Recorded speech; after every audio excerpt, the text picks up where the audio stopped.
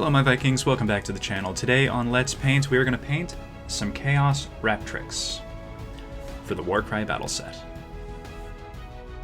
We start things off with a primer base coat of Wraithbone, and then I coat the whole body of the model in snakebite leather.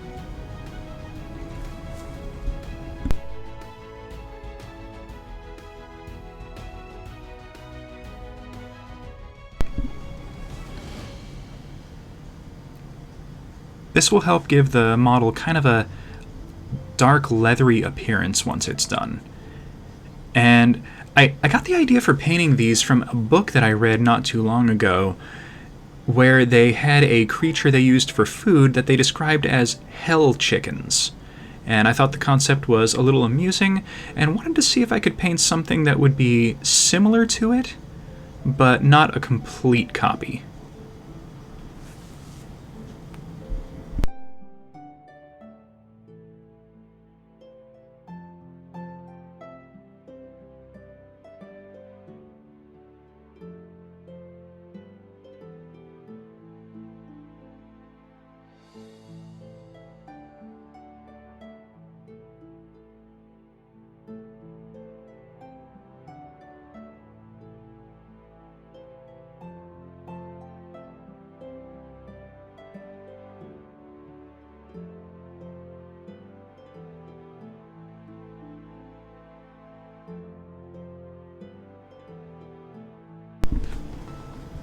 Coating the top and sides of this piece was pretty easy, but coating in between the legs and the belly was a little bit difficult depending on the configuration of the model.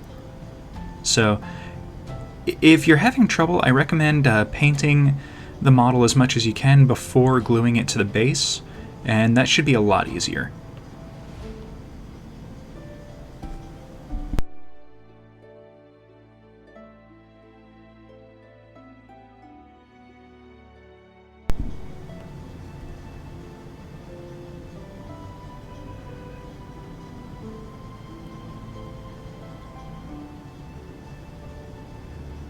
Next, we're going to use some Dark Oath flesh. Now, I'm going to use this to coat the kind of fringe fins that are on the head and neck of the model, as well as coating the foot and the ankle.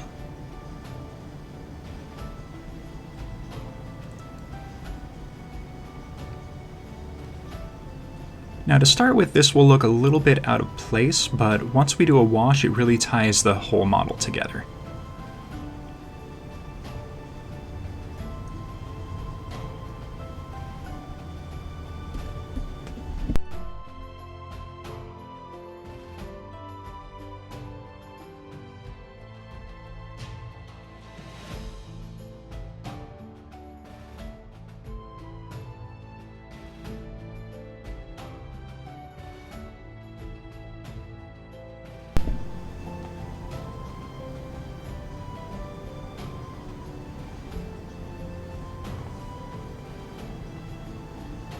Next up, we're going to use Grifthound Orange.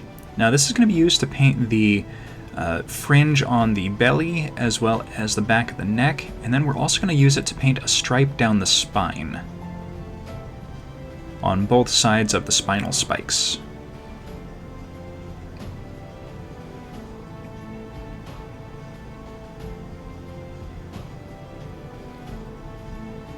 This will help kind of give the illusion that over time, the fringe will continue to grow and spread to the rest of the tail.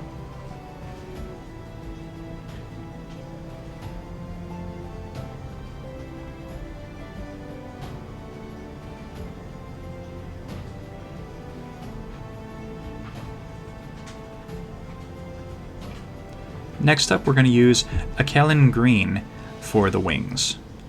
Now, I don't know why they call this a green. It's really blue to me.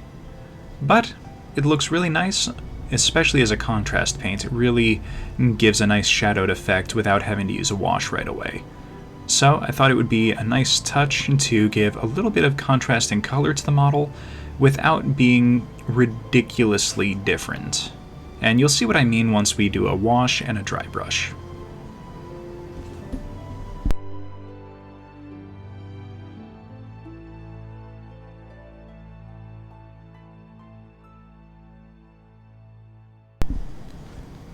Now, I ran into a very mild issue with this paint as I was using it.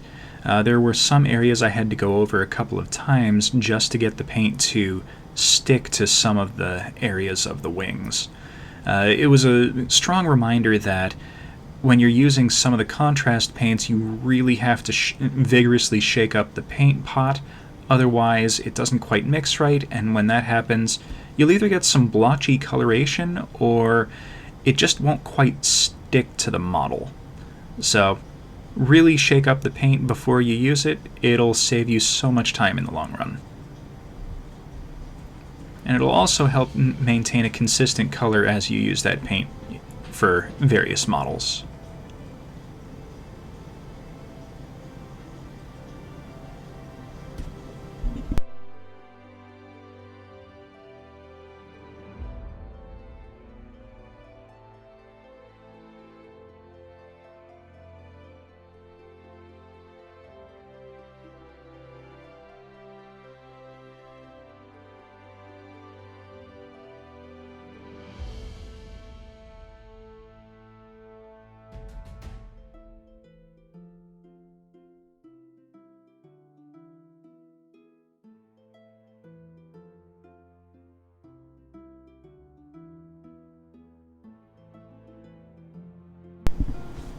Next up, we're going to use Flesh Terrors Red, and this is going to be used in a couple of different places on the model. I wanted to paint the tongues of some of the models in this color, as well as give some spots along the body and the tail. And then I decided that it might look nice with the top of the head painted in this color as well.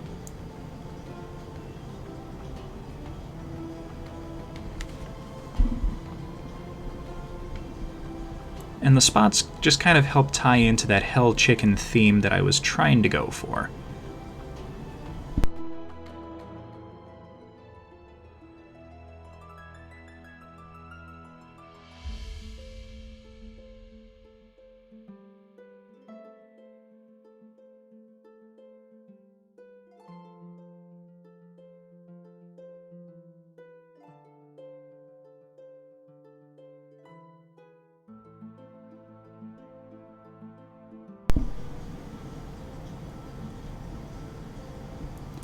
Next, we use Zerus Purple as a rather heavy dry brush on the top and bottoms of the wings, as well as on the fringe that's on the back of the neck and the belly. Now really there's only two of the models in this set that have wings that are aimed upward, so those were the only two that I did the dry brush on the bottom of the wings. All of the others just got the top of the wings.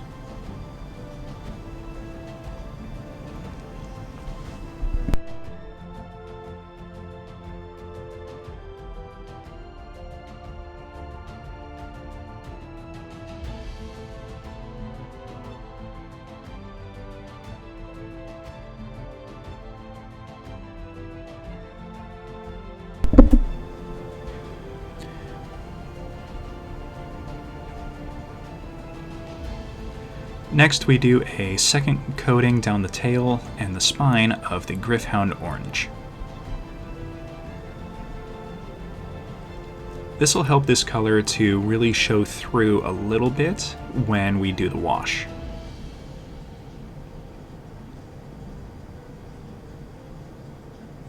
Now we're going to do a couple of touch-ups with the snakebite leather on a few areas that were missed.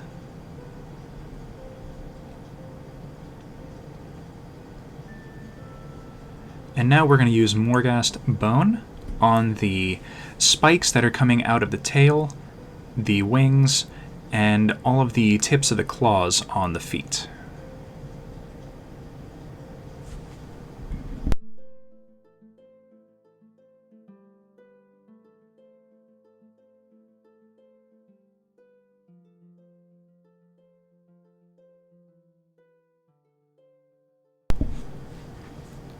Now, because this is a bone color that we're putting on, you can coat it over with Skeleton Horde later, or you can leave it just as it is. I chose to leave it as it is because I wanted it to be a little bit distinct from all of the other bone and skeleton bits that were being done elsewhere in all my other models.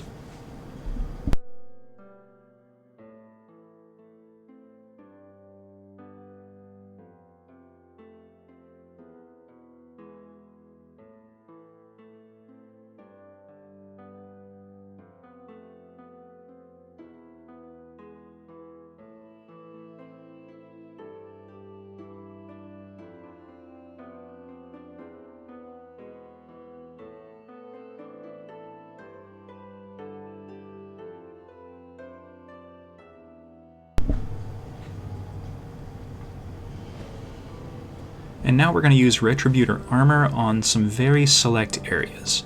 There's a couple of almost piercing style rings that are on the sides of the model, and I wanted those to be in a shiny gold color.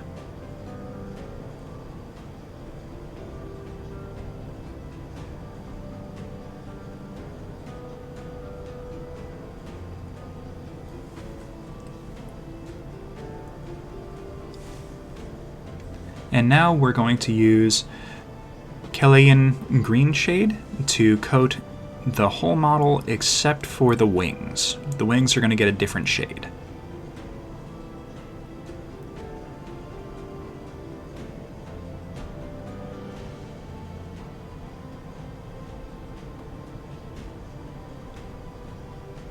So doing this over everything on the model, including the feet and the neck fringe, will really help cement all the model together and give it that nice kind of greenish leather look to the body.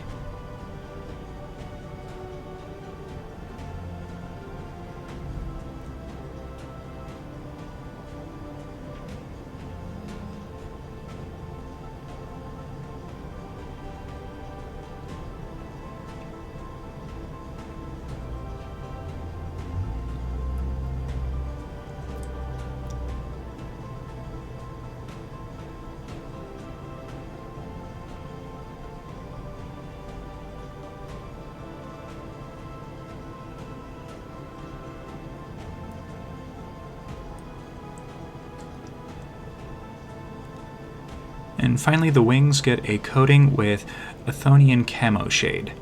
This is also another green shade, but it's a little bit different from the other shade that we've just used, and kind of gives a nice little color difference to the wings, so that it doesn't look like they're just the same shade of green as everything else.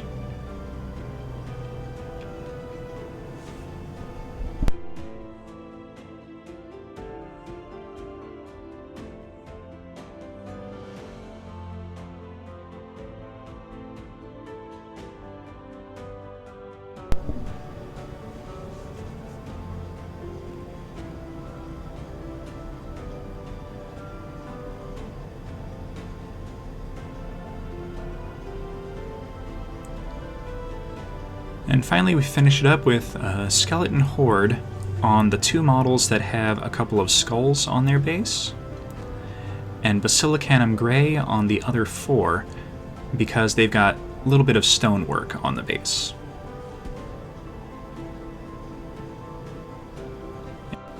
And here we are with the finished piece. This was the Raptoryx from the Chaotic Beast box set, usable in the Warcry battle set. Thank you everyone for watching. Please hit that like button, subscribe for future content, comment down in that comment section, and hit that bell icon for future videos. This is CS the Viking Gamer, signing off. Remember everyone, victory or Valhalla.